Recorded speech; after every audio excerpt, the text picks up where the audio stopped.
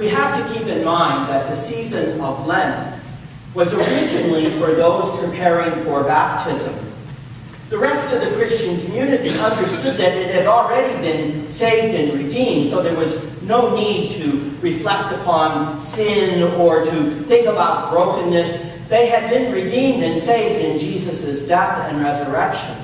For those who were coming in to join the community, who maybe didn't know the story or hadn't heard the narrative or really didn't know what the traditions and what the spirituality was of being a follower of Jesus, being a member of the Christian community, that it took them time to become initiated into all of what that meant.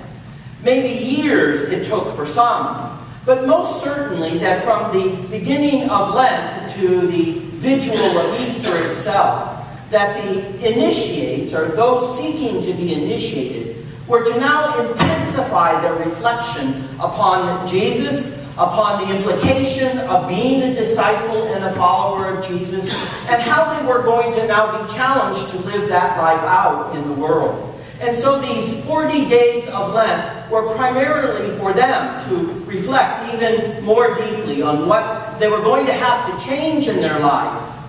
Because it became clear, even by the 4th century of the Christian community, that lots of people can say they want to belong, and lots of people join, but after a while they begin to realize that it's kind of tough to be a follower of Jesus. There are lots of things that you have to change in your life, that you can't be committed to the same things that you were before you were baptized. And the reason was because there was quite a contrast, quite a distinction between the two. Where you were before, where you were after. And so the invitation to those preparing to be baptized was to reflect on what they were going to have to define their lives by. And of course that meant Jesus and the gospel and being a part of a community with all of its responsibilities and obligations. That's what Lent was about. By the 8th, 9th, mostly by the 10th century, that most everybody was Christian already, or so to speak, Christian anyway. And so there wasn't a need for that process of initiation, that journey from old life to new life, from their old self to the new self. And so the focus of Lent came on giving up things. Things that, at least when I was growing up, things that really didn't mean much. Oh, I'm going to give up lobster and crab. Now, I hated fish, so giving up fish was easy for me. Right? Just think about it. If you were up in that tradition of giving up things or making sacrifices for things, it usually were things that really didn't mean much to us or really didn't get to the heart and the core of what Lent was about. It was easy to give up things that were not as important as other things. And of course, on the other side of that, I always had to laugh because growing up within my tradition, you couldn't eat meat on Fridays, and so that was a real sacrifice for me.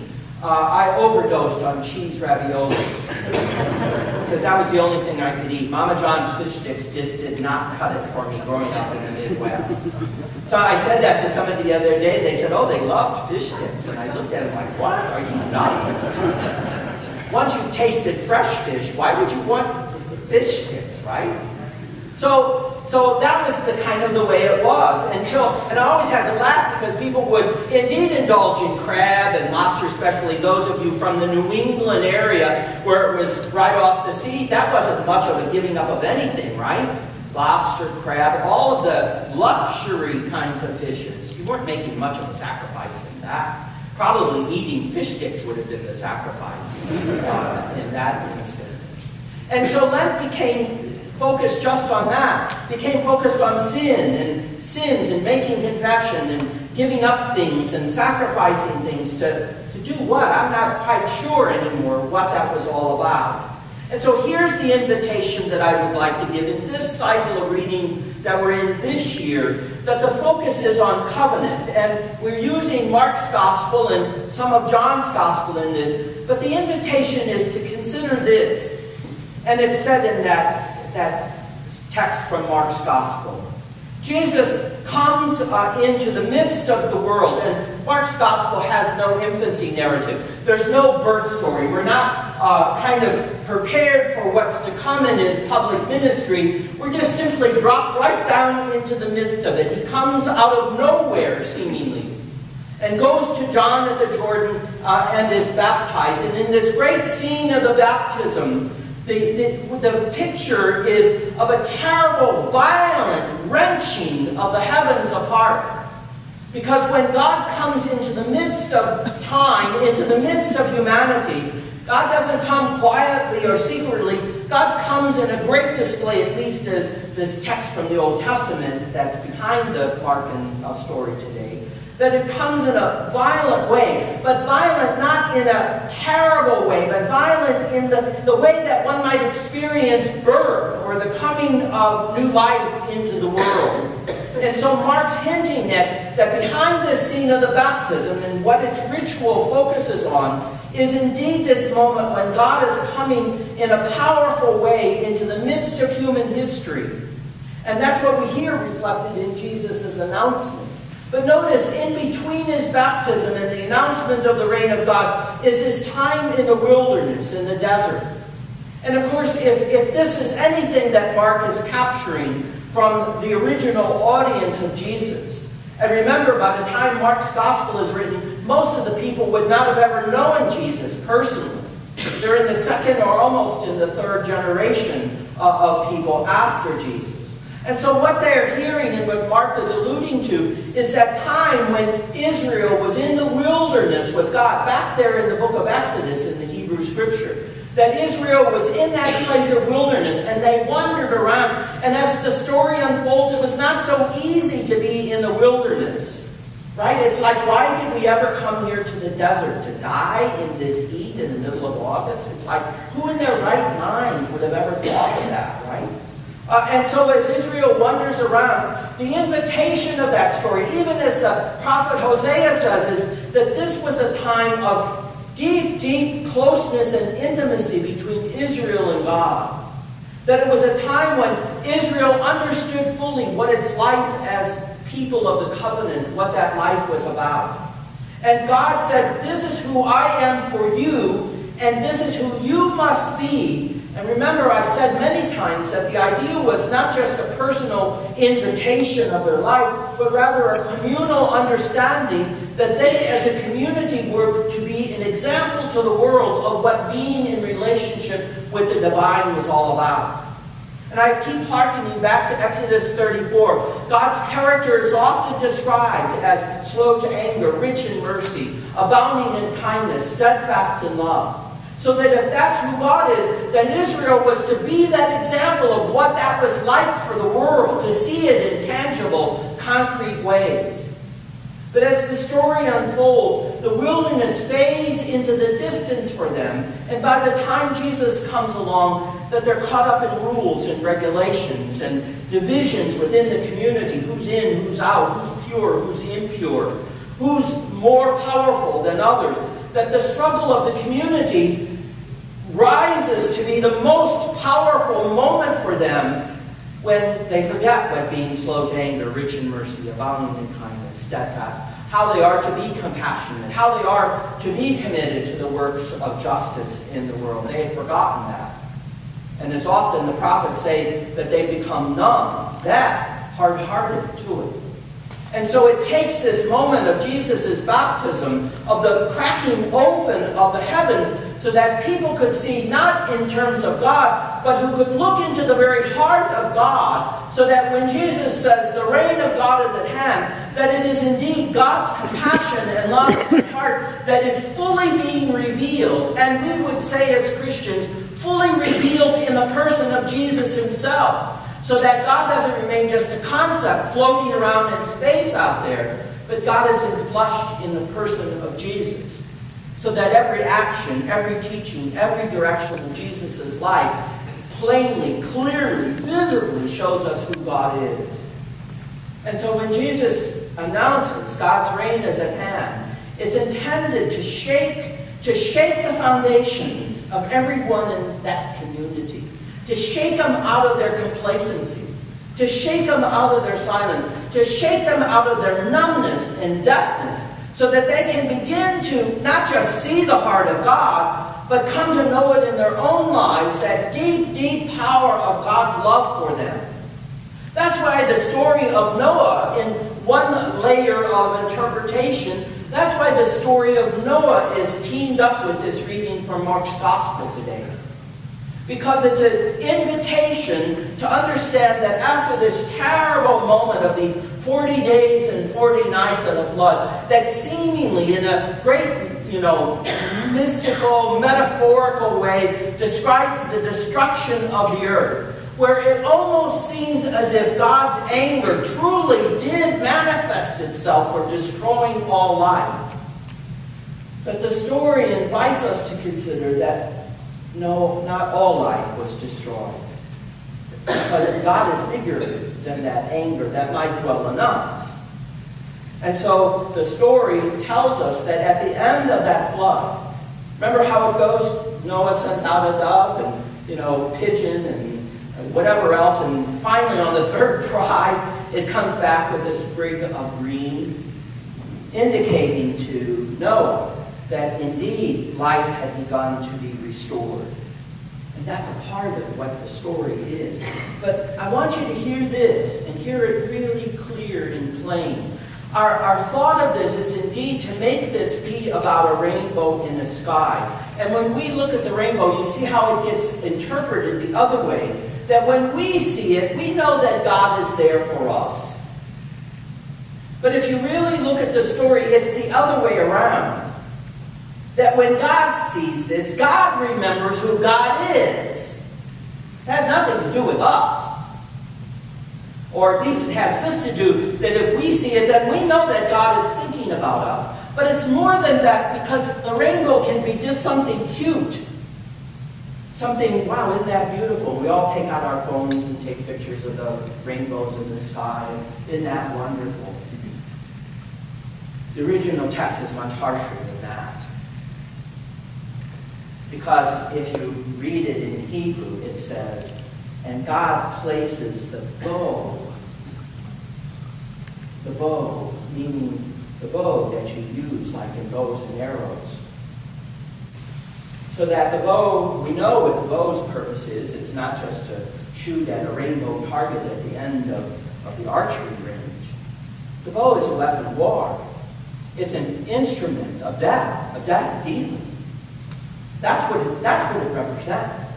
Much like as we'll see in another week or two, that the invitation will be to take up the cross. And the cross is not something wonderful that we wear as little pieces of jewelry around our neck, but rather the cross is an instrument of torture, of violence on the part of the Roman Empire.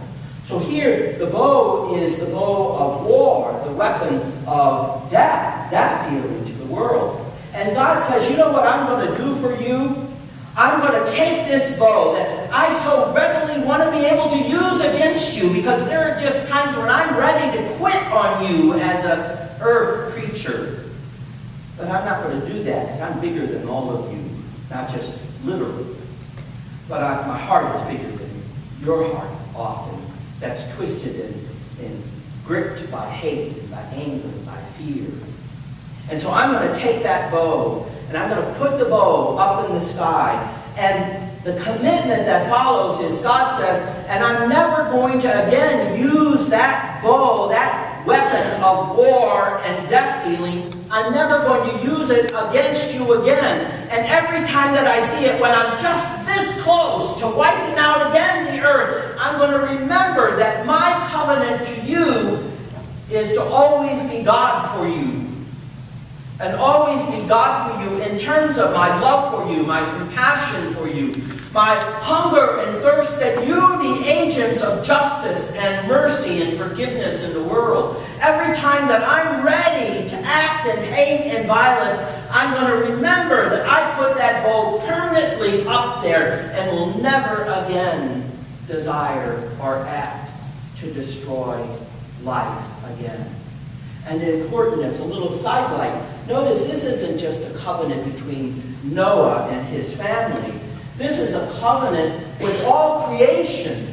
That God's as much committed to the earth, to the animals on the earth, to the vegetation of the earth, as God is committed to us.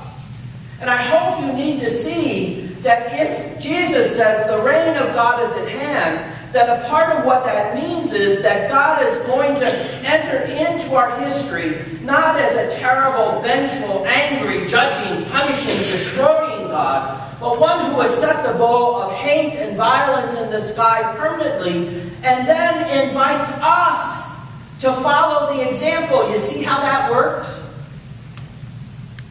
Every time we take out a gun because we think that we're going to act with some kind of right that we may have, and we misuse or abuse whatever that right might be, that every time we take out a gun because we think we have a right to do so, the purpose is to harm and to be death dealing. Basic, that's what it is. Shouldn't it be that we take every single one of those weapons and either melt them down or put them permanently in a gun case and commit ourselves to never using them again? If God does that, why can't we?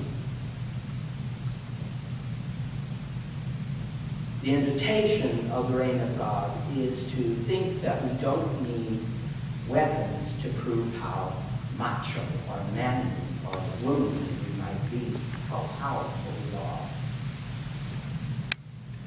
You see that? The invitation of the reign of God is to walk in the way of God, following the example of Jesus. Now this is hard, this is difficult.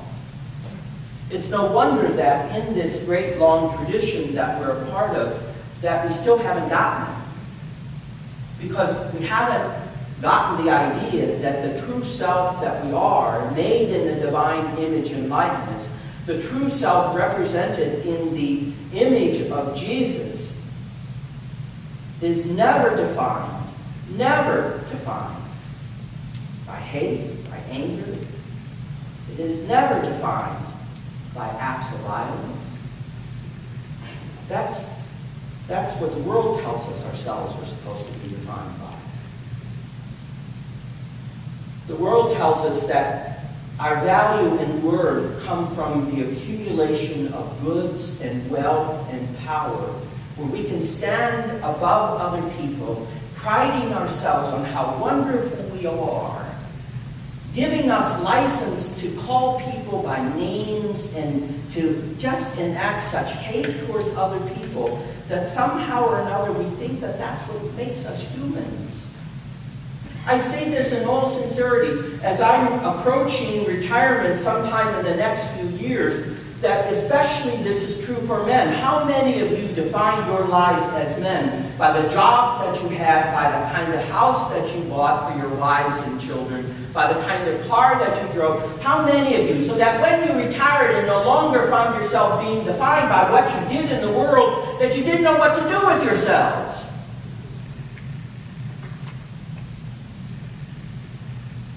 Well, it says that you had identified who you were inside in the image of God with all of those external and material realities that had nothing to do with God necessarily, but had everything to do with your own ego, building yourselves up. And by the way, this goes as much for women, keeping your houses clean. And here I'm using old stereotype models, but thinking that women, you keep your houses clean because that's what's expected of you. And you're a better woman if you keep your husband happy and your house clean and your children well disciplined, that somehow makes you a good woman. And so how many women thought that that's all they did? I grew up in a house where my mother worked all the time, so I saw that women were not just in the house to be taking care of family, but women went out and worked and valued and appreciated the work that she did for the family. So you see, women and men, we're in a position where we have conceded our power in God by defining who we are by the instruments and weapons of the world that continue to insist that you are the best human being when you are engaged in those things, making lots of money, stepping on people at will, planning big parades for yourself, whatever it might be.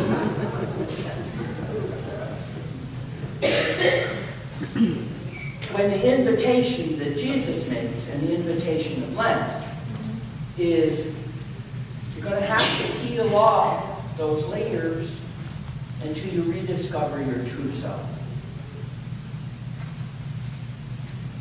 And the true self is going to be, has to be defined by God, first of all, in the example of Jesus. So that when you hear the last part of the gospel today, it says, repent, not a good word. Or not adequate, anyway. The Greek word there is metanoia. And metanoia, there's your $1,000 theological word for the day. And metanoia means that at some point along this journey of life, when you let yourself be defined by your wealth, by your position, by your job, by clothes, whatever it might be, when you've let yourself be defined by hate and anger and prejudice and fear and whatever else, that at some point, all of a sudden, you come up against the brick wall and you say, oh my God, what have I been doing with my life? And that little voice inside says, yeah, I've been wondering that for a long time. Have you seen the light yet? And finally, in the metanoia experience, you turn your life around. Some people, when they hit the bottom, in alcoholism or drug abuse, that's when that moment happens, that you have to turn around and you look at all of that and you say, wow, what a waste of time and money and energy. And then you turn to God, or turn back to the way that Jesus gives us. And you begin taking little baby steps into the new life of the kingdom. And the baby steps are, boy, there's going to need to be a lot of healing in my life. Because there's lots of brokenness along that long journey.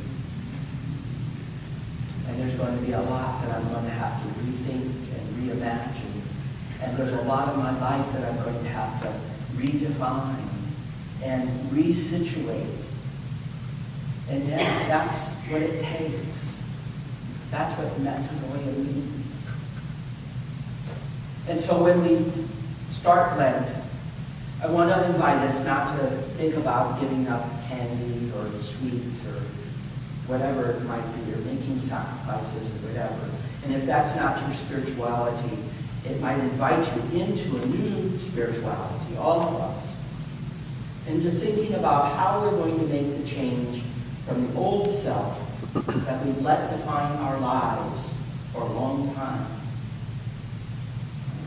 to begin to rediscover the true self that God gave us, that somehow got clothed in the wrong clothes and got up on the wrong side of the bed too often.